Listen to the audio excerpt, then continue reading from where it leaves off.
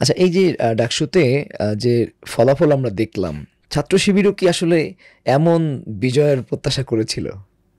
আমার মনে হয় করেছিল, এবং আমরাও জানতাম যে এরকম একটা কিছু ঘটতে চলছে। এমন ম্যাসিভ একটা ভিক্টরি এটা হবে আপনারা জানতেন? এটা খুব নর্মাল ব্যাপার ছিল আমার কাছে।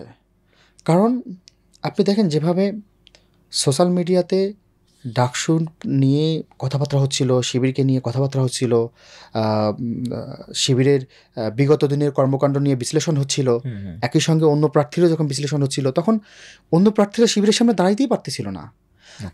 আমি যখন বললাম ঢাকা ইউনিভার্সিটি যতটুকু না একাডেমিক, মানে যতটুকু একাডেমিক ততটুকু পলিটিক্যাল, ফলে এখানকার ছাত্র যারা আছেন, ছাত্রছাত্রী যারা আছেন, তারা তো নিঃসন্দেহে এত মানে অবুঝ কেউ না যে তারা কিছুই বুঝতে পারবে না।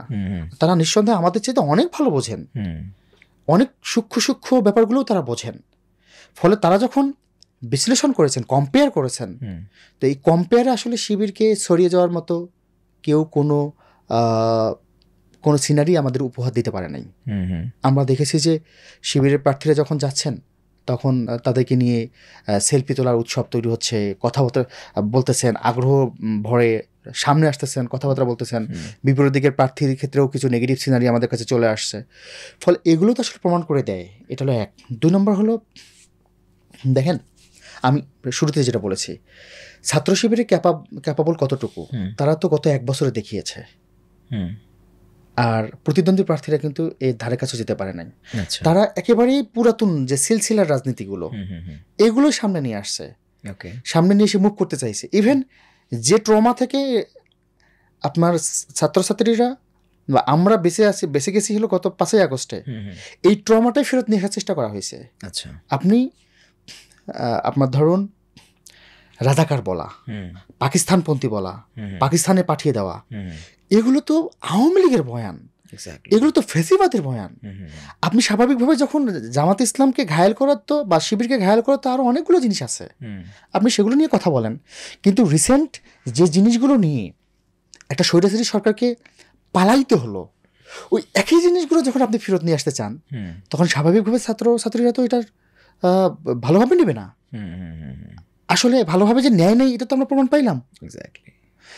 এই যে ভালোভাবে যে নিচ্ছে না, এই জিনিসগুলো কিন্তু আমরা ইলেকশনের আগেই আজ করতে পারছি। ফলে আমাদের সাদিক ক্যাম্পকে যখন পাকিস্তানপন্থী বলা হলো, তখনই কিন্তু সাধারণ শিক্ষার্থীরা এটিকে, আমি বলবো যে তাদের ক্ষেত্রে এটি ব্যাকফায়ার করেছে, এবং সাধারণ শিক্ষার্থীরা সাদিক ক্যাম্পকে আরও মনে প্রাণে হয়তো তারা। শুধু তাই না, পাকিস্তানপন্থী না, দেখেন তাদের আপনার ঢাকা ইউনিভার্সিটির হলের বাস্তবতাগুলো, যারা ক্যাম্পাসে থাকতে চায়, এটা মোটামুটি ইউনিভার্সিটির ছাত্রের বাইরে বহু লোক জানে।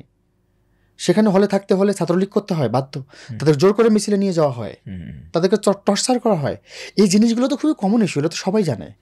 এখন এই পুরানো কিছু স্মৃতি, পুরানো কিছু সিনারি দিয়ে তাদেরকে যখন আওয়ামী লীগ ছাত্রলীগ বানিয়ে দেওয়া হচ্ছে, সাদেক কায়ুম ফরহাদকে যখন ছাত্রলীগ বানিয়ে দেওয়া হচ্ছে, মানে এর চাইতে কি বলবো, হাস্যকর, এর চাইতে ইলজিক্যাল কোনো কিছু আর হতেই পারে না।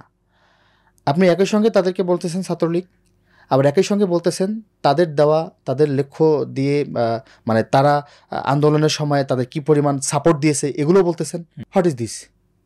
একটা লোক একই সঙ্গে আপনার ছাত্রলীগও করবে, আবার একই সঙ্গে আন্দোলনও পরিচালনা করবে, আন্দোলনের যারা ছিল তাদেরকে শেল্টার দেবে, বিভিন্ন মিডিয়ায় আন্দোলনের যে ইয়াগুলো আছে, দাবিগুলো আছে, এগুলো পৌঁছে দেবে, জীবনের রিস্ক নিয়ে পৌঁছে দেবে। এটা কি ভাই?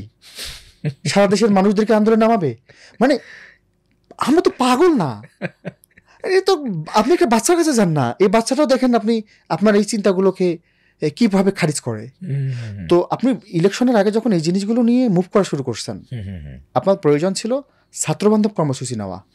তা না নিয়ে আপনি এমন জিনিস নিয়েছেন যেটা আপনার নেওয়া উচিতই না, উচিত না, বরং এগুলো নিলে উল্টা ব্যাকফায়ার করবে, আপনি সেগুলো নিয়ে মুভ করেছেন। তো ফলে ব্যাকফায়ার করছে।